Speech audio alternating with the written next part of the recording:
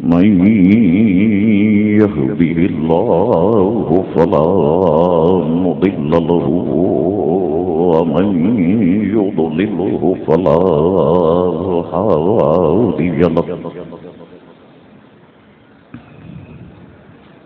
ونشهد أن لا إله إلا الله وحده لا شريك له ونشهد أن سيدنا ومولانا محمدا عبده ورسوله أرسله بالحق بشيرا ونذيرا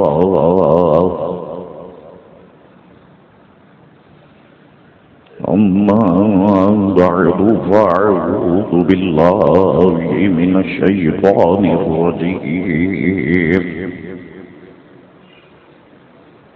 بسم الله الرحمن الرحيم أينما تكونوا يدرككم الموت ولو كنتم في بروج مشيدة صدق الله مولانا العظيم وصدق رسوله النبي الكريم الأمين إن الله وملائكته يصلون على النبي يا أيها الذين آمنوا صلوا عليه وسلموا تسليما اللهم صل على سيدنا ونبينا ومولانا محمد معدن الجود والكرم وآله وبارك وسلم صلاة وسلاما عليك يا سيدي يا رسول الله الصلاة والسلام عليك يا رسول الله وعلى آلك وصحابك يا حبيب الله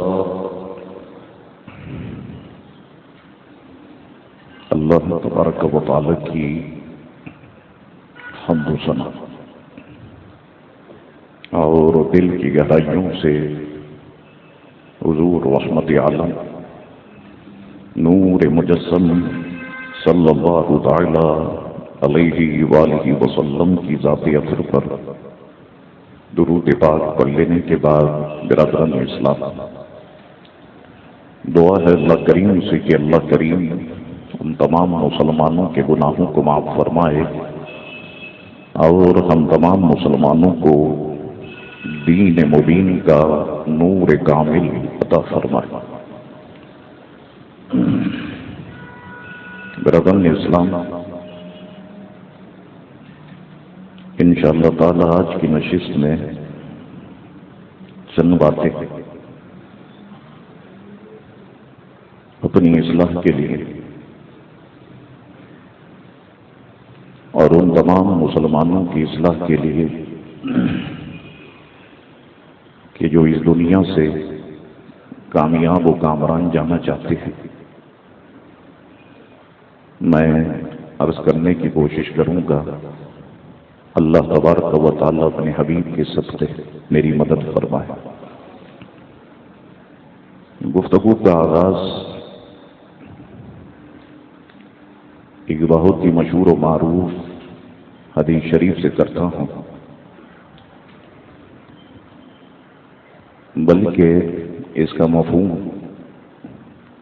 اور اس کے ساتھ کچھ اور احادیث ہیں. ساری باتوں کا مفہوم اس انداز میں پیش کر دوں کہ وہ آپ کے دل و دماغ میں بیٹھ جائے. حضرت سیدنا ابو سعید خدری رضی اللہ تعالیٰ عنہ ارشاد فرماتے ہیں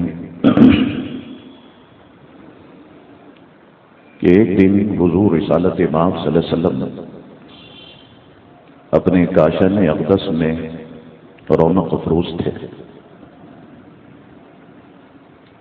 حضور کریم علیہ الصلوۃ والسلام نے لوگوں کی آوازیں سماعت فرمائی کہ لوگ ہنس رہے تھے اور ان کی ہنسی میں کھلکھلاہٹ تھی، یعنی وہ کھلکھلا کے ہنس رہے تھے۔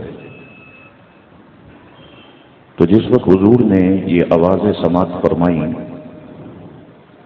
تو حضرت سیدنا ابو سعید رضی اللہ تعالیٰ عنہ فرماتے ہیں کہ حضور علیہ الصلوۃ والسلام اٹھے اور باہر تشریف لائے۔ ملاحظہ فرمایا کہ لوگ کھل کھلا کے ہنس رہے ہیں۔ حضور علیہ الصلوۃ والسلام نے اپنے ان غلاموں سے ارشاد فرمایا، یاد رکھیے یہاں پر کہ بظاہر مخاطب تو وہ ہیں، لیکن میں سمجھتا ہوں کہ حقیقت میں قیامت تک آنے والے تمام مسلمان اس کے مخاطب ہیں۔ میں بھی ان میں شامل ہوں اور آپ تمام حضرات بھی ان میں شامل ہیں۔ حضور علیہ السلام نے ارشاد فرمایا، اے لوگوں، اگر تم لذتوں کو توڑنے والی شے کو یاد کرتے یا یاد رکھتے تو تم اس طرح سے کھل کھلا کے نہ ہنستے۔ یاد رکھو کہ لذتوں کو توڑنے والی موت ہے۔ میں نے اس موضوع پر پہلے بھی گفتگو کی تھی، لیکن تسلسل قائم نہیں ہو سکا تھا، تو دوبارہ سے میں اس گفتگو کی کچھ باتیں آپ کی خدمت میں عرض کر رہا ہوں تاکہ تسلسل کے ساتھ اس موضوع پہ گفتگو کی جائے، کیونکہ آج جس شہر میں ہم رہتے ہیں ہر قدم پہ موت ہے۔ صبح گھر سے نکلتے ہیں تو مجھ سمیت کسی کو نہیں پتا کہ وہ واپس رات کو گھر پہنچے گا یا نہیں۔ تو اس لیے تسلسل کے ساتھ جب اس پر گفتگو ہوگی تو انشاءاللہ تعالی اللہ تبارک و تعالی ایسے اسباب فراہم کر دے گا کہ ہم اپنی اس دنیا میں رہتے ہوئے اپنی آخرت کو بہتر بنا سکیں گے اور ہمارے سخت دل اس گفتگو سے نرم ہو سکیں گے۔ اس لیے میں نے کہا کہ یہ گفتگو میرے لیے بھی ہے اور آپ کے لیے بھی ہے۔ یہ مت سمجھیے گا کہ جو تقریر کرنے والا ہوتا ہے وہ بہت نیک اور متقی اور پرہیزگار ہوتا ہے، ایسے ہوتے بھی ہیں لوگ، لیکن مجھے اپنے حال کی اصلاح کرنی ہے اور آپ کو اپنے حال کی اصلاح کرنی ہے۔ مجھے قبر میں جا کے جو کچھ میں نے کیا ہے ان کے جوابات دینے ہیں، اور جو کچھ آپ نے کیے ہیں اعمال افعال ان سب کے جوابات آپ کو دینے ہیں۔ تو حضور علیہ السلام نے ارشاد فرمایا، اگر تم لذتوں کو توڑنے والی کو یاد کرتے تو یوں نہ ہنستے۔ یاد رکھو کہ لذتوں کو توڑنے والی موت ہے۔ برادران ملت یہ بات ذہن میں رکھیے گا کہ یہ ہم انسانوں کی، میں میری اور آپ کی بات کر رہا ہوں کہ شاید یہ فطرت ہے کہ ہمیں جس چیز سے لذت حاصل ہو جاتی ہے ہم کبھی بھی اسے چھوڑنا پسند نہیں کرتے، خواہ کچھ بھی ہو جائے۔ جس چیز میں ہمیں لذت مل رہی ہو ہم اس کو ترک کرنا پسند نہیں کرتے، لیکن یاد رکھو کہ دنیاوی لذتیں تھوڑے عرصے کے لیے ہیں اور ایک دن یہ لذتیں سب کی سب ختم ہونے والی ہیں۔ اور میں سچ بتاؤں کہ جو لذت دیدار مصطفیٰ میں ہے، جو لذت دیدار خدا میں ہوگی، یاد رکھو کہ وہ لذت دنیا کی کسی بھی شے میں نہیں ہے۔ تو تو حضور علیہ السلام نے ارشاد فرمایا کہ اگر تم موت کو یاد کرتے تو اس طرح نہ ہنستے، موت کو زیادہ یاد کیا کرو جو لذتوں کو توڑنے والی ہے۔ اور پھر مختلف احادیث کا مفہوم میں پیش کر دوں کہ حضور علیہ الصلوۃ والسلام نے ارشاد فرمایا کہ قبر ہر روز بندے کو یاد کرتی ہے، گویا کہ ہم قبر کو یاد کریں یا نہ کریں لیکن قبر ہر روز بندے کو یاد کرتی ہے اور کہتی ہے کہ میں غربت کا گھر ہوں، میں تنہائی کا گھر ہوں، میں مٹی کا گھر ہوں، مجھ میں کیڑے مکوڑے سانپ اور بچھو ہیں۔ اور پھر حضور رسالت امام صلی اللہ علیہ وسلم نے ارشاد فرمایا کہ جب کوئی مومن مرتا ہے، جب کوئی مسلمان مرتا ہے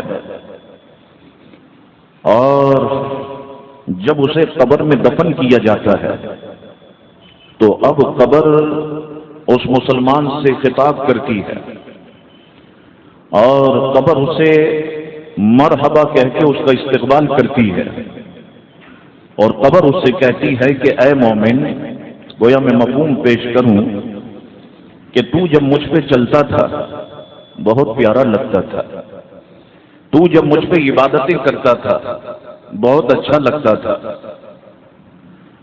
آج جب تو مجھ میں آ گیا، میرے سپرد کر دیا گیا، میرے اندر پہنچ گیا، تو اب تو دیکھے گا کہ میں تیرے ساتھ کیا سلوک کرتی ہوں۔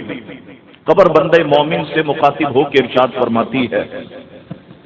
اور پھر حضور رسالت امام صلی اللہ علیہ وسلم نے ارشاد فرمایا کہ قبر اس بندے مومن کے ساتھ گویا یوں سلوک کرتی ہے کہ جہاں تک بندے مومن کی نگاہ جاتی ہے قبر وہاں تک وسیع ہو جاتی ہے۔ اللہ اکبر۔ اور پھر حضور علیہ السلام نے ارشاد فرمایا کہ اس مومن بندے کے لیے جنت کا دروازہ کھول دیا جاتا ہے، پھر قبر اس مومن بندے کو دباتی ہے، مومن کے ساتھ یہ افعال قبر کرتی ہے۔ اور اس کے بعد حضور علیہ السلام نے تصویر کا دوسرا رخ بھی ہمیں دکھایا اور فرمایا کہ جب گناہگار، فاجر، بدکار اور کافر کو قبر میں دفن کیا جاتا ہے تو قبر اسے مرحبا نہیں کہتی، قبر اس کا استقبال نہیں کرتی، بلکہ جب اسے قبر میں رکھا جاتا ہے تو قبر اس سے کہتی ہے کہ جب تو میرے اوپر چلتا تھا بہت برا لگتا تھا، جب تو مجھ پہ گناہ کیا کرتا تھا مجھے ذرا بھی اچھا نہیں لگتا تھا، اب تو میرے اندر پہنچ گیا، تو دیکھے گا کہ میں تیرے ساتھ کیا سلوک کرتی ہوں۔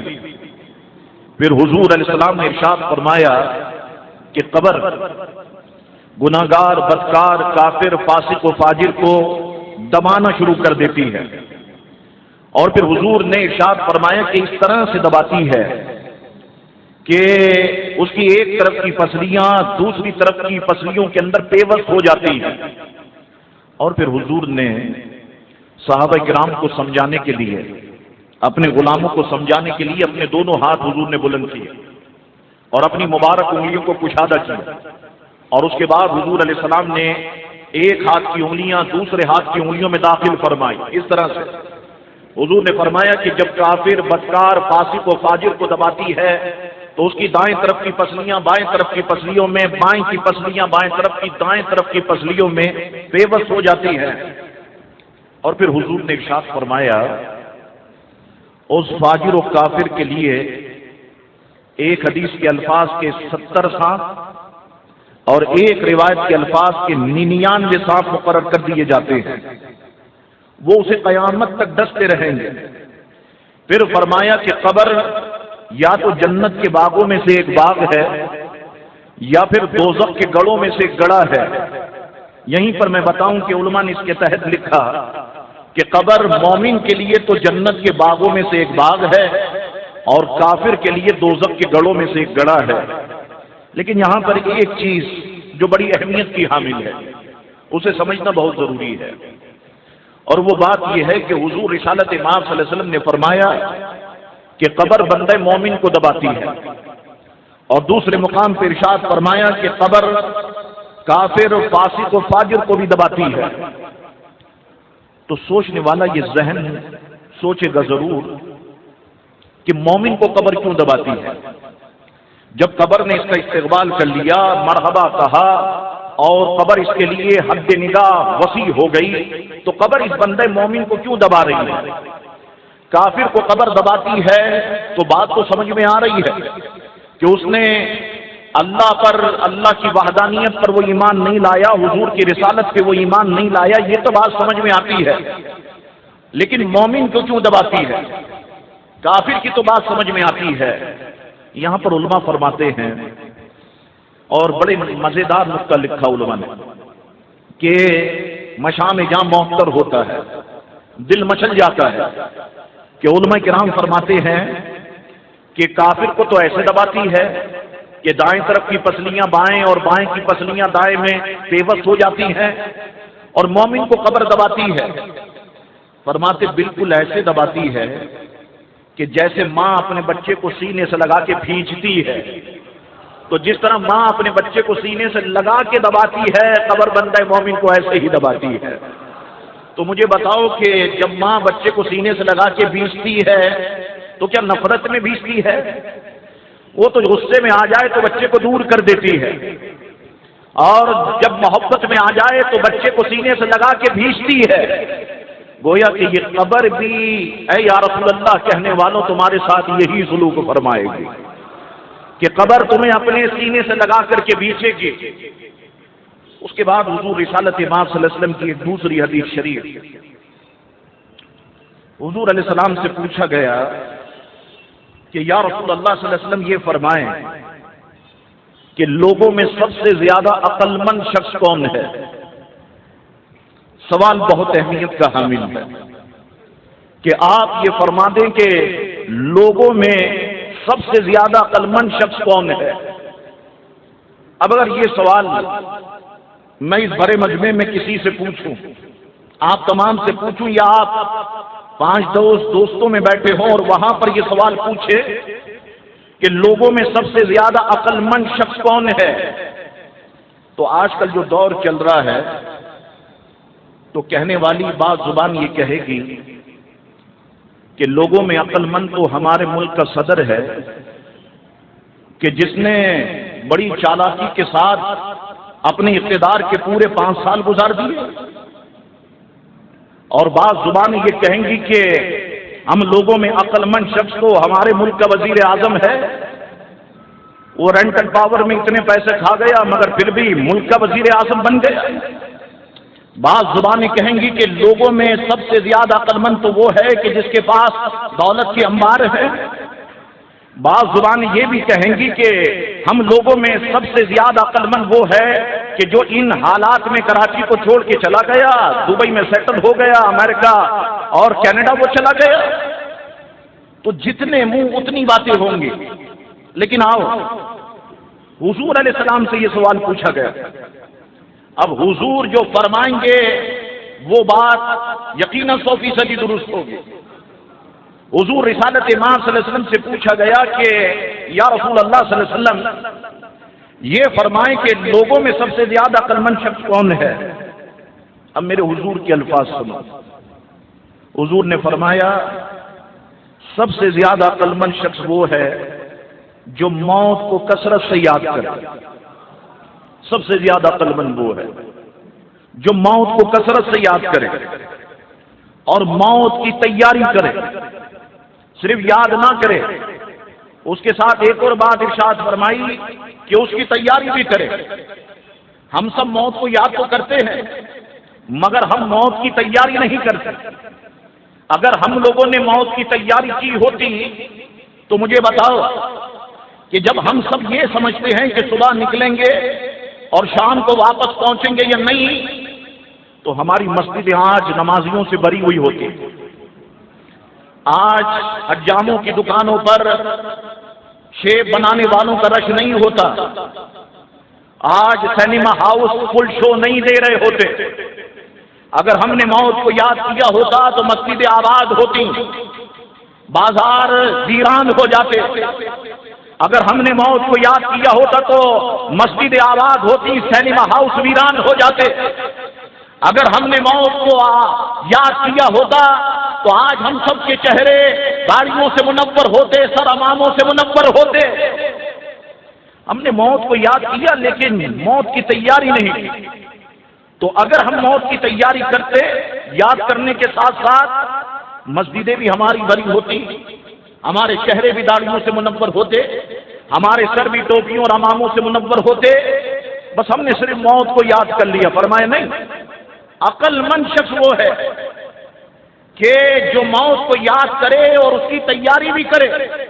اور پھر فرمایا حضور نے فرمایا کہ ایسے عقل مند لوگ، اب دیکھو ایک آدمی موت کو یاد بھی کر رہا ہے اور اس کی تیاری بھی کر رہا ہے، تو اب اس کے لیے کچھ انعامات ہونے چاہیے یا نہیں؟ تو حضور نے فرمایا کہ ایسے عقل مند لوگ دنیا کی شرافت کو بھی حاصل کر لیتے ہیں اور آخرت کی عزت و کرامت کو بھی حاصل کر لیتے ہیں۔ مجھے بتاؤ کہ ہم ایسے ہی لوگوں کے پاس تو جاتے ہیں کہ حضور دعا فرمائیں کہ ہم بھی آپ کی طرح بن جائیں، حضور ہمارے اس کام میں رکاوٹ ہے، آپ اللہ کے نیک بندے ہیں۔ یعنی جو موت کو یاد کرتا ہے، موت کی تیاری کرتا ہے، مجھے بتاؤ کہ ہم سارے مسلمانوں سے اللہ کا نیک بندہ سمجھتے ہیں یا نہیں؟ ہم اس کے پاس جاتے ہیں، اس سے دعاؤں کی درخواست کرتے ہیں کہ حضرت آپ ہمارے لیے دعا فرمائیں۔ تو دیکھو دنیا کی شرافت اسے حاصل ہو گئی، اور انشاءاللہ تعالی ہم دیکھیں گے کہ ایسے لوگوں کو اللہ تعالیٰ آخرت کی عزت و کرامت بھی عطا فرما دے گا، جیسا کہ حضور رسالت مآب صلی اللہ علیہ وسلم نے ارشاد فرمایا۔ تو گفتگو کا حاصل یہ ہے کہ عقل مند وہ نہیں ہے کہ جس کے پاس دولت کی ریل پیل ہے، عقل مند وہ نہیں ہے جو صاحب اقتدار ہے، عقل مند وہ نہیں ہے کہ جس نے اپنے بزنس کو جما لیا اور بڑے طریقے کے ساتھ بزنس کو چلا رہا ہے۔ عقل مند وہ ہے کہ جو موت کو کثرت سے یاد کرتا ہے۔ ہاں، ایسا حکمران جو اقتدار تک پہنچ گیا لیکن موت کو یاد کرتا ہے، موت کی تیاری کرتا ہے، وہ عقل مند ہے۔ ایسا بزنس مین جس نے کاروبار کو جما لیا، موت کو یاد کرتا ہے، موت کی تیاری کرتا ہے، عقل مند ہے۔ ایسا شخص کہ جو باہر ملک جا کے سیٹ ہو گیا، موت کو یاد کرتا ہے، موت کی تیاری کرتا ہے، وہ عقل مند ہے۔ یہ بات میں نے اس لیے کہی کہ کسی کے ذہن میں کوئی نیگیٹو کوئسچن پیدا نہ ہو جائے، تو یہ بات یہاں پہ ذہن میں رکھنے کی ہے۔ اللہ اکبر۔ حضرت عبداللہ ابن مسعود رضی اللہ تعالیٰ عنہ ارشاد فرماتے ہیں کہ حضور رسالت مآب صلی اللہ علیہ وسلم نے ارشاد فرمایا، اللہ سے حیا کرو جیسا کہ حیا کرنے کا حق ہے۔ اللہ سے حیا کرو جیسا کہ حیا کرنے کا حق ہے۔ تو صحابہ کرام نے عرض کی، یا رسول اللہ صلی اللہ علیہ وسلم، ہم تو اللہ سے حیا کرتے ہیں۔ حضور نے فرمایا ایسے نہیں، بلکہ اللہ سے کامل حیا وہ کرتا ہے کہ جو شخص اپنے سر اور جن پر سر مشتمل ہے ان کی حفاظت کرتا ہو، اپنے پیٹ اور جن پر پیٹ مشتمل ہے ان کی حفاظت کرتا ہو، اور موت کو یاد کرتا ہو، آخرت کا ارادہ رکھتا ہو، اس وجہ سے دنیا کی زیب و زینت کو چھوڑتا ہو۔ میرے غلاموں، جس شخص نے ایسے افعال کیے، ایسا شخص اللہ سے کامل حیا کرنے والا ہے۔ اب یہاں پر شارعین نے گفتگو کی ہے، میں اسے آپ کی خدمت میں بیان کرتا ہوں کہ ہر بات آپ کے دماغ میں رہنی چاہیے۔ شارعین فرماتے ہیں کہ حضور کا یہ فرمانا، اللہ سے حیا کرو، اس کا مطلب کیا ہے؟ فرماتے اس کا مطلب یہ ہے کہ حضور صحابہ کرام سے فرما رہے ہیں کہ اللہ سے ڈرو جیسا کہ ڈرنے کا حق ہے۔ تو صحابہ کرام نے عرض کی، یا رسول اللہ صلی اللہ علیہ وسلم، ہم تو اللہ تبارک و تعالیٰ سے ڈرتے ہیں۔ فرمایا ایسے نہیں، بلکہ آگے فرمایا کہ جو شخص اپنے سر اور جن پر سر مشتمل ہے ان کی حفاظت کرتا ہو، اور پیٹ اور جن پر پیٹ مشتمل ہے ان کی حفاظت کرتا ہو۔ اب اس کو بیان کر رہے ہیں شارعین۔ فرماتے سر کی حفاظت کرنے کا مطلب کیا ہے؟ اب اسے غور سے سنو۔ سر کی حفاظت کرنے کا مطلب یہ ہے کہ سر کو اللہ کی خدمت کے علاوہ غیر کی خدمت میں استعمال نہ کرے۔ کیا مطلب؟ کہتے ہیں یہ سر صرف بارگاہ الہی میں جھکنے کے لیے ہے، غیر خدا کے آگے جھکنے کے لیے نہیں ہے۔ اس سر کو صرف اللہ کی بارگاہ میں جھکائے، ایک بات فرماتے ہیں۔ دوسری بات کہ کسی کے سامنے باوجہ تعظیم سجدہ نہ کرے، سر کی حفاظت کرے۔ اور تیسری بات ارشاد فرماتے ہیں کہ دکھلاوے ریاکاری کی نماز ادا نہ کرے، سر کی حفاظت کرے۔ یہ ریا کے لیے سجدے نہ کرے، یہ ریا کے لیے بار بار جو ہے وہ جھکے اٹھائے سر کو، ایسا نہ کرے۔ غیر اللہ کے سامنے ان کو معظم اور معبود جان کر سر کو نہ جھکائے، سر کی حفاظت کرے۔ سر کو تکبر سے اٹھا کر بلند نہ کرے، سر کی حفاظت کرے۔ کتنی شاندار بات ارشاد فرما رہے ہیں۔ اگر یہ شارعین نہ ہوتے، یہ اہل علم نہ ہوتے تو کیا یہ راز ہم پر کھلتے؟ کیا یہ باتیں ہمارے سامنے آتی؟ ہم تو صرف ظاہر مفہوم لے لیتے اور بس اسی پر عمل کرتے چلے جاتے۔ لیکن یہ علماء ہیں کہ جنہوں نے ان باتوں کو آسان کر کے ہمارے سامنے رکھ دیا۔ فرماتے سر کو تکبر سے اٹھا کر بلند نہ کرے۔ اور یہ بات بھی یاد رکھو کہ عموماً لوگ یہ سمجھتے ہیں کہ تکبر یہ ہے کہ بندہ کاٹن کا سوٹ پہن لے اور اکڑ کے بندہ چل رہا ہو، یہ تکبر ہے۔ تو یاد رکھو کہ کبھی تکبر پیون والے لباس میں بھی آ جاتا ہے کہ بندہ یہ سمجھتا ہے کہ اب مجھ سے زیادہ کوئی نہیں نیک ہے، مجھ سے زیادہ متقی پرہیزگار کوئی نہیں ہے، دیکھو میں نے اپنے لباس پہ کتنے پیون لگا لیے ہیں۔ نہیں، تکبر پیون والے لباس میں بھی آتا ہے، تو ہمیں اس سے بچنے کی کوشش کرنی ہے۔ تو فرمایا کہ سر کو تکبر سے اٹھا کر بلند نہ کرے، حضور فرما رہے ہیں کہ سر کی حفاظت کرے۔ اور اس کے بعد ارشاد فرمایا کہ سر جن پر مشتمل ہے ان کی حفاظت کرتا ہو۔ اب سر کے ساتھ کیا کیا چیزیں ہیں؟ سر کے ساتھ ہماری یہ دو آنکھیں ہیں، ان کی حفاظت کرے۔ کیا مطلب؟ مطلب یہ کہ جہاں پر ان کا استعمال ہے، شریعت نے جہاں اجازت دی ہے وہیں پر استعمال کرے۔ ان نگاہوں کو اس طرف استعمال نہ کرے کہ جس میں اللہ اور اس کے رسول کی ناراضگی ہوتی ہو۔ اور کان، یہ بھی سر کے ساتھ مشتمل ہے، ان کی حفاظت کرے۔ یہ کان قرآن کی تلاوت سننے کے لیے ہے، یہ کان اذان کی آواز سننے کے لیے ہے، یہ کان مصطفیٰ پہ درود کے کلمات سننے کے لیے ہے۔ تمہارے یہ کان گانے بازوں کی آواز سننے کے لیے نہیں ہے، ان کی حفاظت کرے۔ اس کے بعد آ جائیے یہ منہ، یہ بھی تو سر کے ساتھ ہی شامل ہے۔ ہماری یہ زبان، یہ بھی تو سر کے ساتھ شامل ہے، اس منہ کی حفاظت کرے، اس منہ سے لقمہ حرام نہ گزرے، یہ زبان تمہاری شراب کے ناپاک قطرات کی عادی نہ بن جائے۔ اس زبان کی حفاظت کرے، اس منہ کی حفاظت کرے۔ اور اس کے بعد حضور علیہ السلام نے ارشاد فرمایا کہ اسی طرح اپنے پیٹ اور جن پر پیٹ مشتمل ہے ان کی حفاظت کرتا ہو۔ اس پیٹ میں لقمہ حرام نہیں پہنچنا چاہیے، اس پیٹ میں سود کی کمائی نہیں پہنچنی چاہیے، اس پیٹ میں شراب کے ناپاک قطرات نہیں پہنچنے چاہیے۔ اور پیٹ کے ساتھ جو چیزیں لگی ہوئی ہیں، کنیکٹڈ ہیں، جیسے کہ شرمگاہ، ان کی حفاظت کرے، ٹانگے ان کی حفاظت کرے، دل کی حفاظت کرے۔ اللہ اکبر۔ بظاہر حضور نے مختصر سے الفاظ استعمال فرمائے، لیکن آپ غور فرمائیے کہ حضور کے الفاظ میں کتنی جامعیت موجود ہے کہ حضور رسالت مآب صلی اللہ تعالی وسلم نے یہ کلمات ارشاد فرمائے۔ ابن ماجہ کی ایک اور حدیث یہ میرے سامنے ہے، جس کا مفہوم یہ ہے کہ حضور رسالت مآب صلی اللہ علیہ وسلم نے چند لوگوں کو قبر کھودتے ہوئے دیکھا تو حضور علیہ السلام زار و قطار رونے لگ گئے، صرف قبر کھود رہی ہے اور سرکار رو رہے ہیں۔ راوی فرماتے ہیں کہ حضور اس قدر روئے کہ وہاں کی مٹی آپ کے آنسوؤں سے گیلی ہو گئی، اس قدر حضور روئے۔ اور پھر حضور نے فرمایا، اے میرے غلاموں، سب اس مقام کی تیاری کرو، سب اس مقام کی تیاری کرو۔ اب اس کے بعد آج کل ہر ذہن یہ سوچتا ہے کہ صاحب چلو ٹھیک ہے، موت کی تیاری ہم کریں تو اس میں فائدہ کیا ہے؟ موت کی تیاری کرنے کا فائدہ کیا ہے؟ موت تو آنی ہے۔ آپ سارے مولوی حضرات اپنی تقریروں میں کہتے ہیں کہ موت کا وقت مقرر ہے، موت آنی ہے، تو موت کی تیاری کا فائدہ کیا ہے؟ وہ بھی میں آپ کو بتاتا ہوں۔ فائدہ کیا ہے اور مصیبتیں کیا ہیں، عذابات کیا ہیں۔ جو موت کو یاد کرتا ہے اس کے فوائد کیا ہیں، جو بھلا دیتا ہے یاد نہیں کرتا اس کے نقصانات کیا ہیں، اس کو بھی آپ سماعت فرمائیں۔ بزرگان دین فرماتے ہیں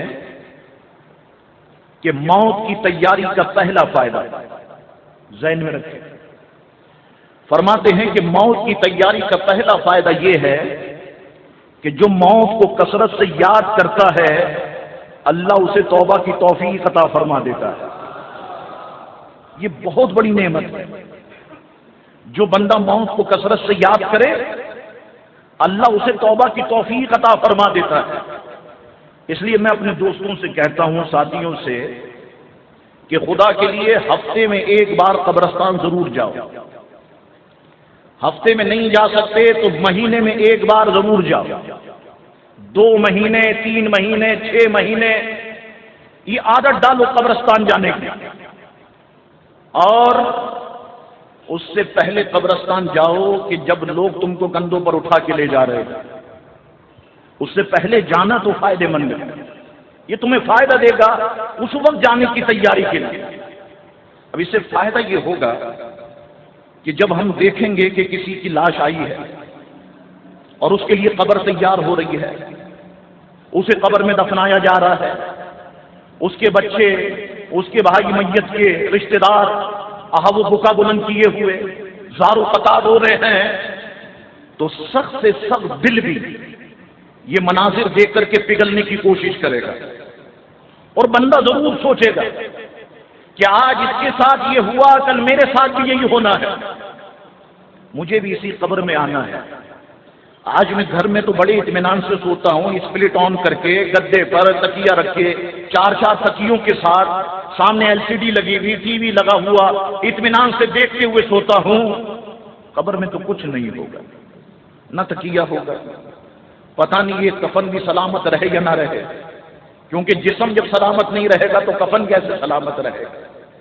اور کوئی کھڑکی نہیں، کوئی دروازہ نہیں، کوئی روشنی نہیں، کہیں سے کوئی ٹھنڈک نہیں، تو بندہ یہ ساری چیزوں کو یاد کرنے کی کوشش کرے گا، اور پھر جب قبرستان سے نکلے گا تو اپنی آخرت کو بہتر بنانے کی کوشش کرے گا۔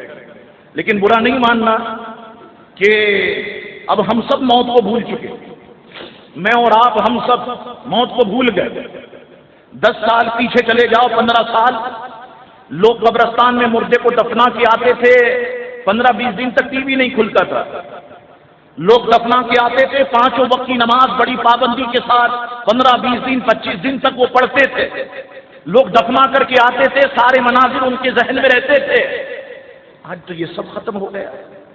آپ دیکھ لیں، میرا آپ کا سب کا پریکٹیکل ہے، ادھر میت کو دفنایا جا رہا ہوگا، ادھر وہ موبائل پہ شروع، ہنسی مذاق قبرستان میں شروع، موبائل پہ بات چیت شروع، گھر آئے ٹی وی کے سامنے بیٹھے، وہ سارے مناظر دماغ سے محو کر دیے گئے، موت کو بھول گئے۔ اذانیں ہو رہی ہیں، ہم جانے کے لیے تیار نہیں ہیں، تو ہمارے دل سخت ہونا شروع ہو گئے۔ تو اس لیے میں کہتا ہوں کہ ہر ہفتے ضرور جاؤ، تاکہ کسی کو دفناتا ہوا دیکھو تو تمہارے سامنے اور ذہن میں یہ بات رہے کہ کل ہمارے ساتھ بھی یہی ہونا ہے۔ جب ہم اس دنیا سے جائیں گے ہماری بیوی بھی رو رہی ہوگی، ہمارے بچے بھی اسی طرح سے رو رہے ہوں گے، تو بندہ اس آخرت کو بہتر بنانے کی کوشش کرے گا۔ تو علماء فرماتے ہیں کہ جو موت کو کثرت سے یاد کرتا ہے اللہ تعالیٰ اسے توبہ کی توفیق عطا فرما دیتا ہے۔ میں واقعات پڑھ رہا تھا، مثنوی شریف اور حکایت سعدی کا مطالعہ فرما رہا تھا، تو غالباً مولانا روم نے اس بات کو لکھا۔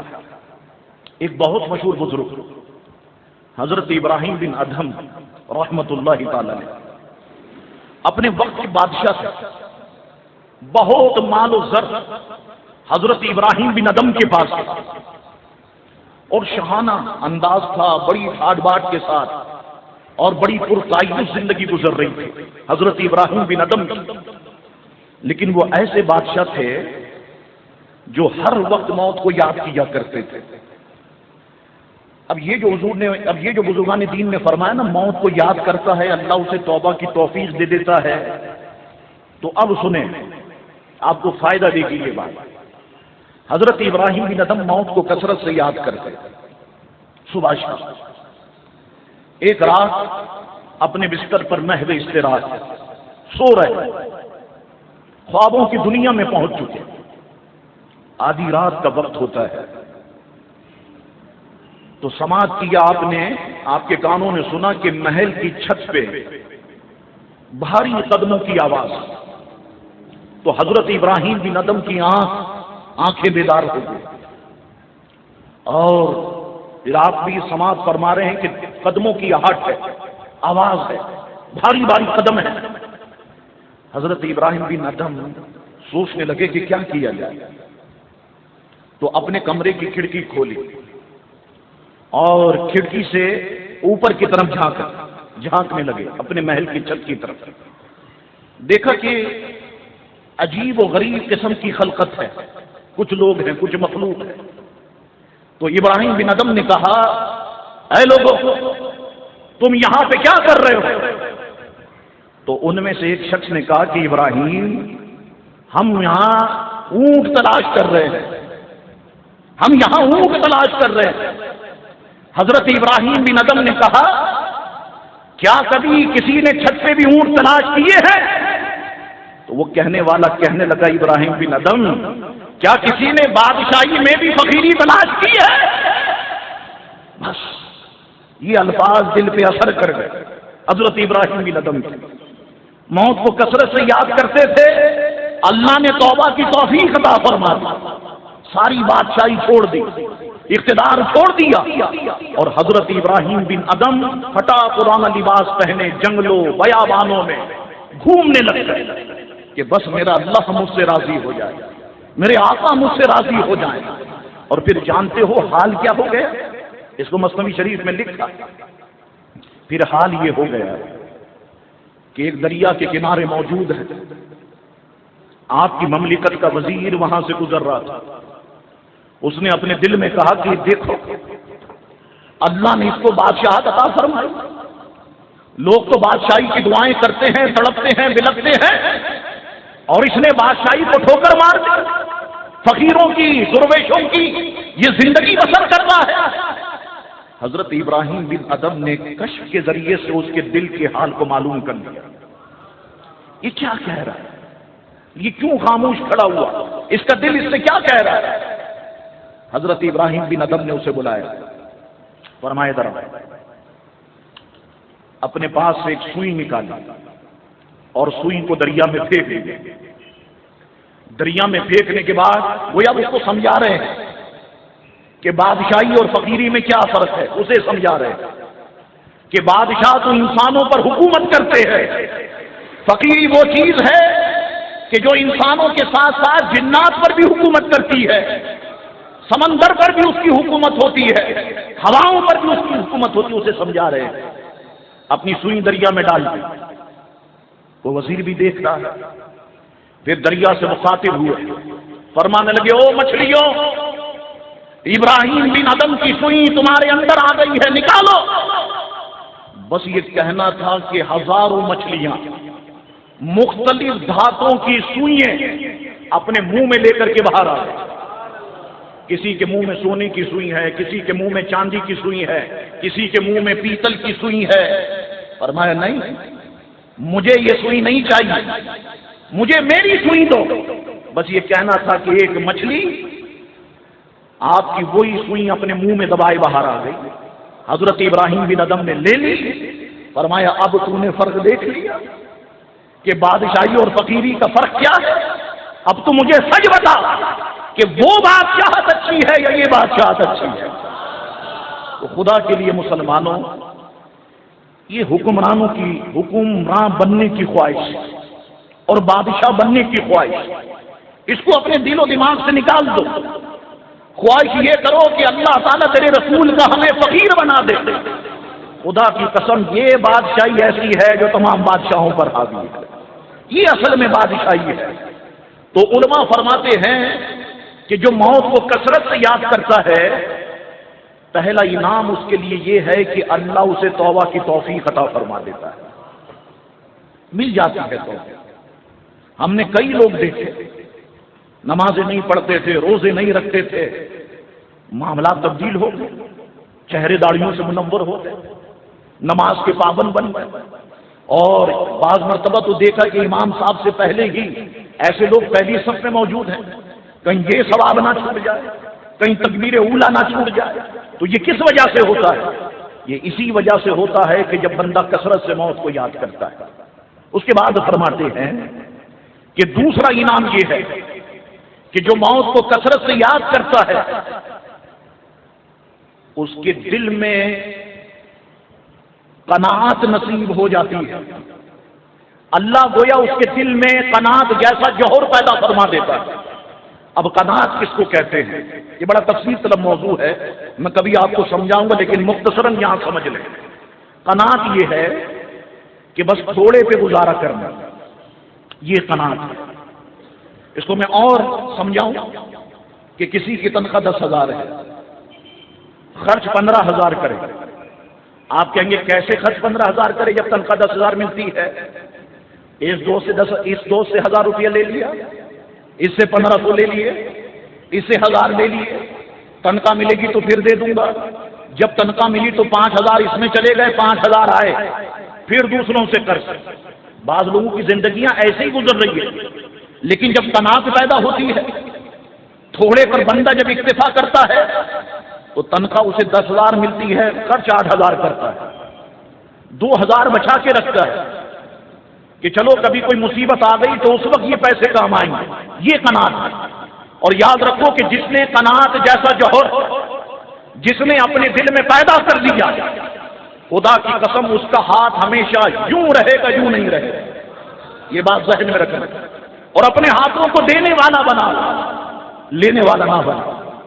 بھکاری نہ بنو، بادشاہ بننے کی کوشش کرو۔ یہ بھی بادشاہی ہے کہ آپ کی رقم سے کسی غریب کی زندگی سنور جائے، یہ بادشاہی ہے۔ آپ کی رقم سے کسی غریب کی شادی ہو جائے، یہ بھی بڑی دولت اور بڑی نعمت ہے۔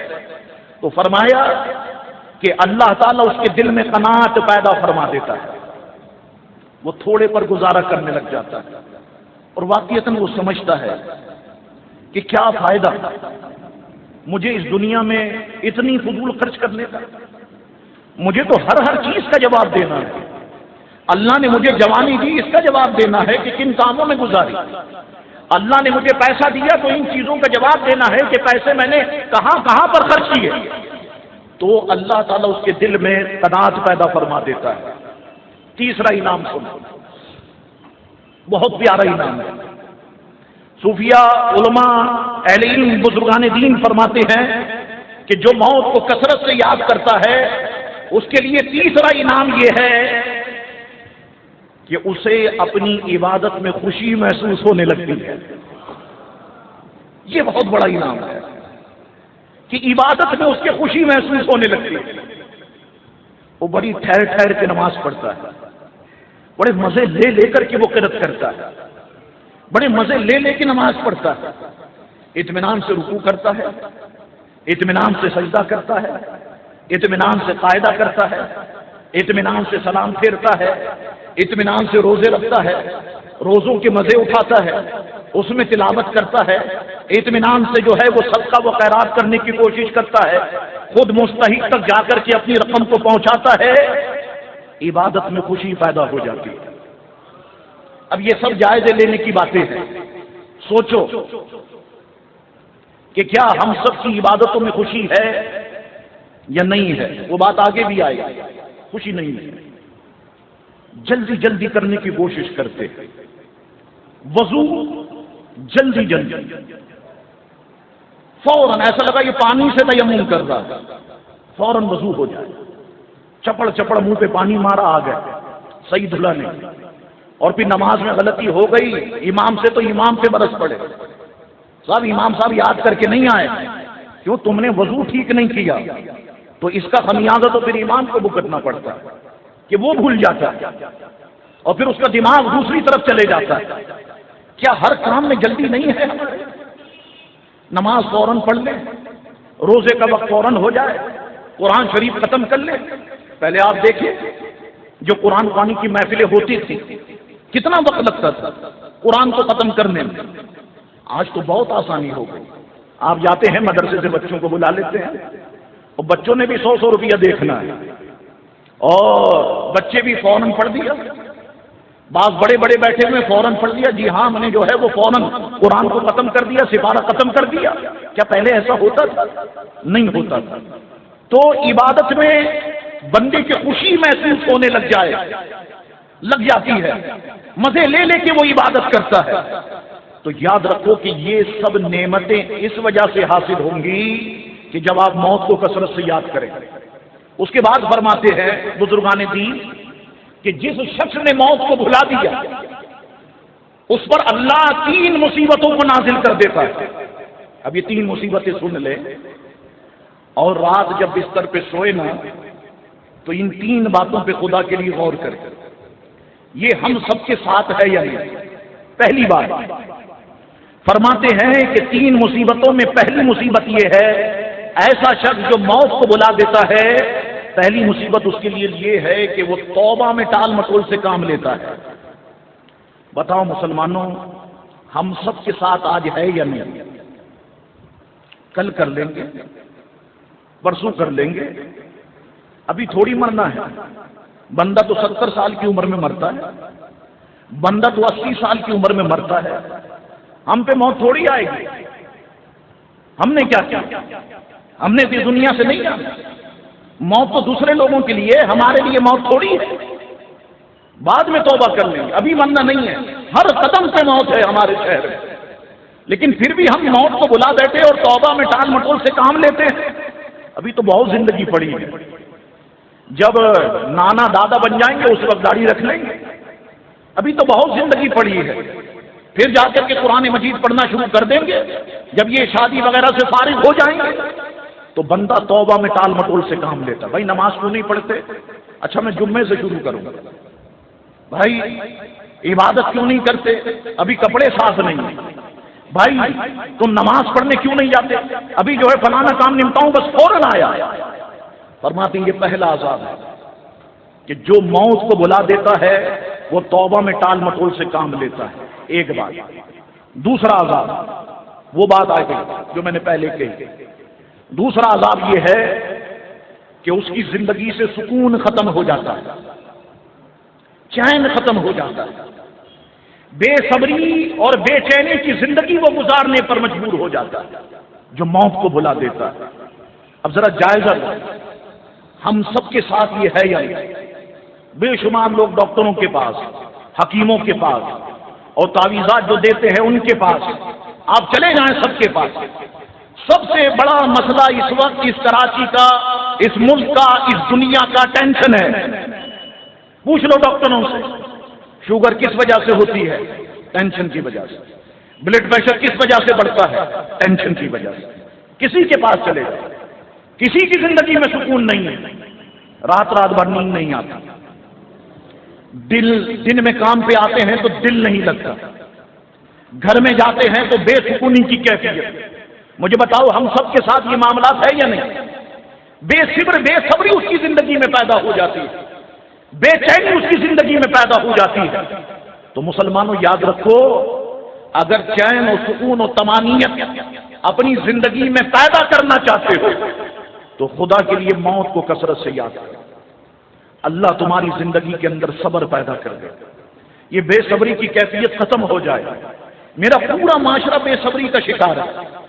آپ ہر معاملات میں دیکھ لیں, ایون کہ میں دیکھتا ہوں آپ ہمارے اس معاملے کو دیکھیں کہ جن گاڑیوں میں ہم آتے جاتے ہیں, جن بائکس پہ ہم آتے جاتے ہیں, جگہ جگہ آپ دیکھ رہے ہوں گے جھگڑے ہو رہے ہیں, جگہ جگہ باتوں پہ لڑائیاں ہو رہی ہیں کہ تم نے گاڑی کیوں ٹھیک نہیں چلائی, تمہاری گاڑی مجھ پہ لگ گئی.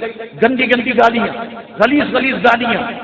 اور میں نے دنیا میں صرف اپنے کراچی کو دیکھا ہے, سگنل بند ہونے کے بعد بھی الحمدللہ 25 گاڑیاں بڑی آرام سے نکل جاتی ہیں.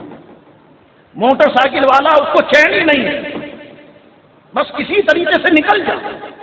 گاڑی والے کو چین نہیں, بس کسی طریقے سے سگنل توڑ کے چلے جاؤں.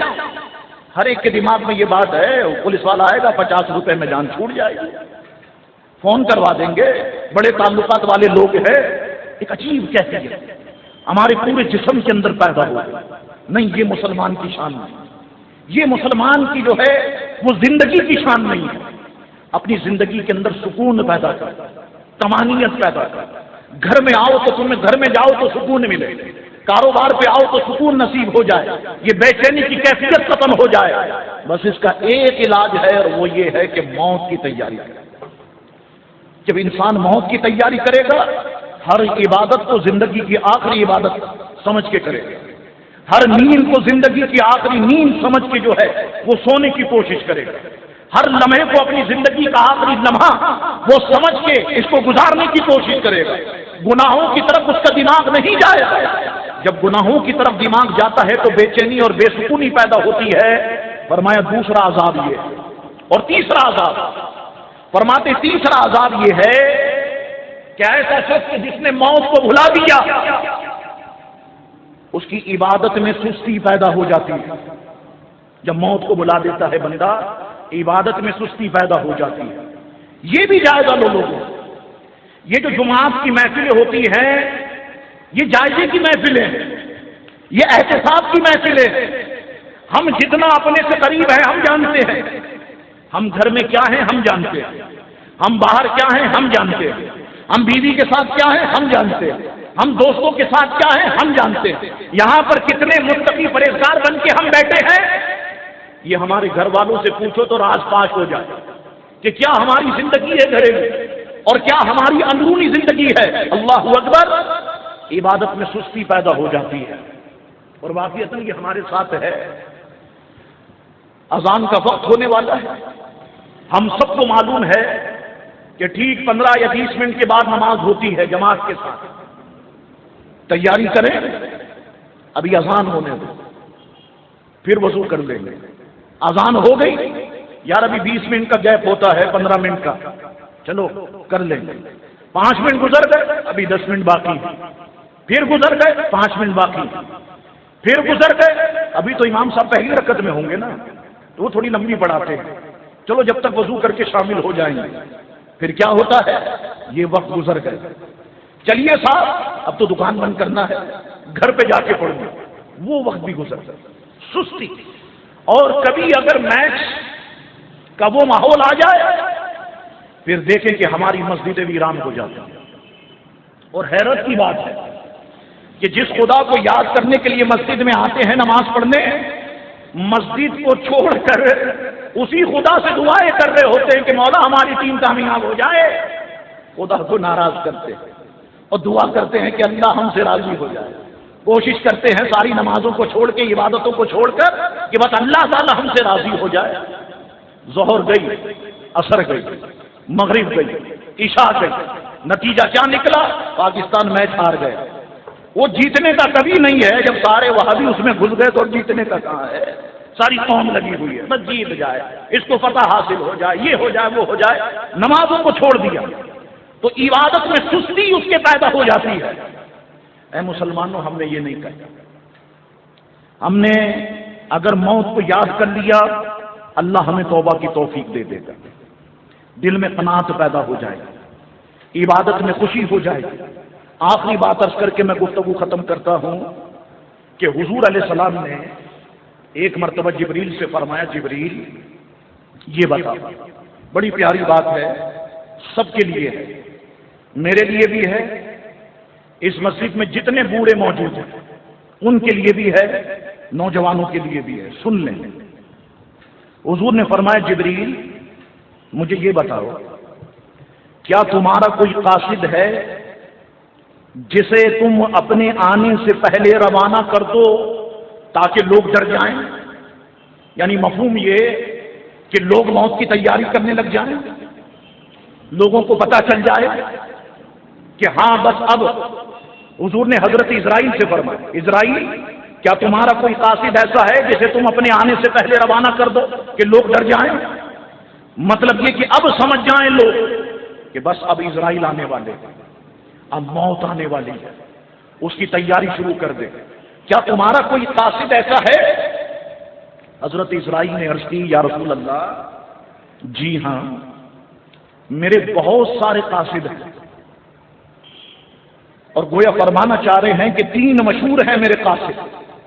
اب ذرا غور سے سنو، پہلا قاصد مرض ہے، میرا پہلا قاصد۔ بس جس انسان کے وجود میں بیماری داخل ہو گئی، اب وہ سمجھ لے کہ ملک الموت آنے والے ہیں۔ ذرا جائزہ لو مسلمان، کیا ہم سب جتنے بیٹھے ہیں، ہم سب کے گھر میں مہینے کی 2 سے 2,500 کی دوائی نہیں جاتی؟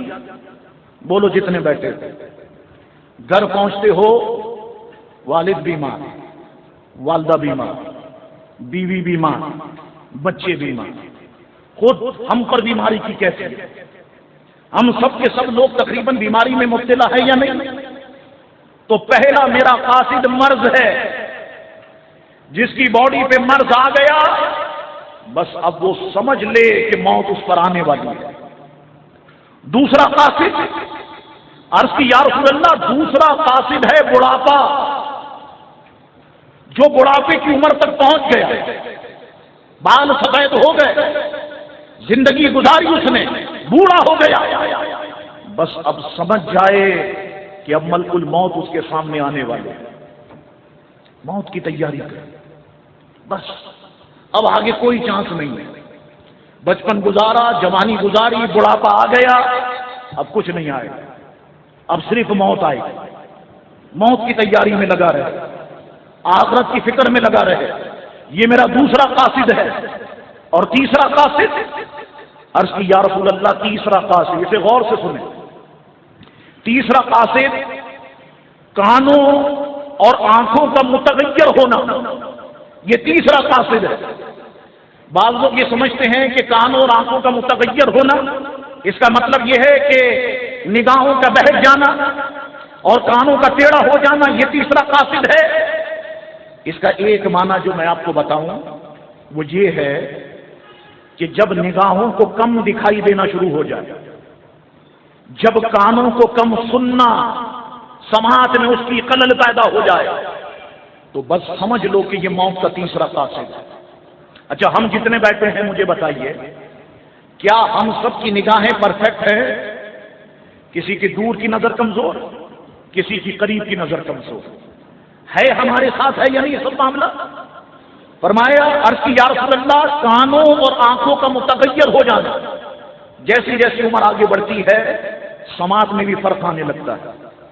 پہلے تو دور کی سن لیتا ہے، اب قریب کی بھی نہیں سن پاتا، 2-4 مرتبہ اس سے کہو تو پھر جو ہے وہ بندہ سمجھنے کی کوشش کرتا ہے، بس نگاہیں کمزور ہو جائیں، سماعت سنائی کم دینے لگ جائے، تو عرض کی یا رسول اللہ، یہ میرا تیسرا قاصد ہے۔ اس کے بعد کے جملے سن لو، عرض کی یا رسول اللہ، جب لوگ ان چیزوں سے بھی نصیحت حاصل نہیں کرتے، پھر میں آواز دیتا ہوں، پھر میں ندا کرتا ہوں کہ اب میں خود آ رہا ہوں، سن لے، اب میں خود آ رہا ہوں، اب میرے بعد کوئی اور نہیں آئے گا، اور میں جب آؤں گا میں ہمیشہ کے لیے تیرا نام اس دنیا سے مٹا دوں گا، ختم کر دوں گا تیرا نام۔ اور پھر ہوتا کیا ہے، پھر گھر میں آہ و زاری شروع ہو جاتی ہے، چیخ و پکار، رونا چلانا شروع ہو جاتا ہے۔ تو ملک الموت دروازے پہ کھڑے ہو کے کچھ الفاظ کہتے ہیں، وہ بھی میں آپ کو بتاتا ہوں۔ ملک الموت کہتے ہیں، میں نے اس کو نہیں مارا، یہ اپنا دانا پانی پورا کر چکا تھا، اور سن لو، جب تک یہ گھر آباد ہے مجھے آنا ہے، آج میں اس کو لے کے جا رہا ہوں، کل تمہاری باری ہے۔ تو بہتری اسی میں ہے کہ آخرت کی تیاری کرنے کی کوشش کرو، اور یہ بات ذہن میں رکھو کہ موت کو برا نہ سمجھو، موت سے بھاگنے کی کوشش نہ کرو، موت کو غلط نہ سمجھو۔ لوگ یہ سمجھتے ہیں کہ موت سے بھاگ جائیں گے، موت بری چیز ہے، جس طرح زندگی نعمت ہے موت بھی نعمت ہے، کہ بندہ جب مر کے قبر میں پہنچتا ہے تو آمنہ کے لال کا چہرہ سامنے آ جاتا ہے۔ موت بھی نعمت ہے کہ جب بندہ مرے گا تو روز قیامت اسے اللہ کا دیدار نصیب ہو جائے۔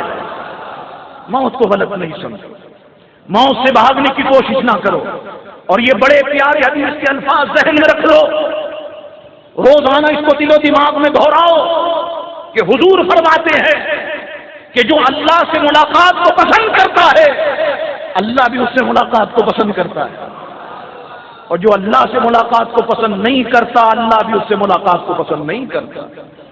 تو دل میں خواہش رکھو، اے اللہ ہم تجھ سے ملاقات کو پسند کرتے ہیں، ہم تجھ سے ملنا چاہتے ہیں، ہم بیوی بچوں اور کسی سے اتنی محبت نہیں کرتے مولا جتنی ہم تجھ سے کرتے ہیں، تیرے محبوب سے کرتے ہیں۔ تو یاد رکھو، یہ ساری باتوں پر غور و فکر کرو، موبائل میں ڈاؤن لوڈ کرا لو یا کتابوں میں اسے پڑھنے کی کوشش کرو۔ ابھی ہماری سانسیں چل رہی ہیں اور ان سانسوں کو غنیمت جانو۔ ہمارے سامنے لوگ ہماری نگاہوں کے سامنے جدا ہو رہے ہیں، روزانہ 20 25 مر رہے ہیں۔ کس گولی پر ہمارا نام لکھا ہوا ہے ہمیں نہیں معلوم۔ جب یہ سب جانتے ہو تو خدا کے لیے ہر نماز کو زندگی کی آخری نماز سمجھ کے پڑھو، ہر وضو کو زندگی کا آخری وضو سمجھ کے کرو، ہر لمحے کو زندگی کا آخری لمحہ سمجھ کے گزارو۔ جب ایسی زندگی گزارنے کی کوشش کرو گے تو یاد رکھو کہ اللہ تعالیٰ اپنے حبیب کے صدقے اچھی موت عطا فرمائے، پیاری موت عطا فرمائے۔ روح جسم سے نکلے گی، انشاءاللہ تکلیف کا احساس نہیں ہوگا۔ اللہ اکبر۔ تو یہ باتیں اصلاح کے حوالے سے میں نے آپ کی خدمت میں عرض کی ہیں، انشاءاللہ اس کو جاری رکھوں گا۔ بہت ساری باتیں ابھی اس میں ہیں کہ جو آپ کو سکھانی ہے۔ مثلا کہ بندہ مر جاتا ہے، ہم غسل کرنے والے کو تلاش کرتے ہیں، غسل کون دے گا؟ غسل کو ایک ہنگامہ برپا ہو جاتا ہے۔ کیوں؟ آپ نے نہیں سیکھا غسل کیسے دے، جنازہ کیسے ہوگا، کہاں لے کر کے جائیں؟ کیوں؟ کیا جنازہ پڑھنے کا طریقہ نہیں سیکھا نماز جنازہ کا؟ یہ سب آپ کو انشاءاللہ سکھاؤں گا۔ کفن کیسے دیتے ہیں یہ بھی آپ کو بتاؤں گا، قبر میں کس طرح رکھتے ہیں انشاءاللہ تعالی۔ یہ ساری باتیں میں آپ کو سمجھانے کی کوشش کروں گا، اس کو سمجھیے گا، دماغ میں رکھیے گا۔ ہم سب نے اس دنیا سے جانا ہے، بس اللہ سے دعا کرو کہ اللہ تعالیٰ ساتھ ایمان کے اپنے حبیب کی محبت پر ہم سب کو قدم رسول میں موت عطا فرما دے، اور ہم سب کا ٹھکانہ اللہ تعالیٰ جنت البقیع کو بنا دے۔ وآخر دعوانا ان الحمدللہ۔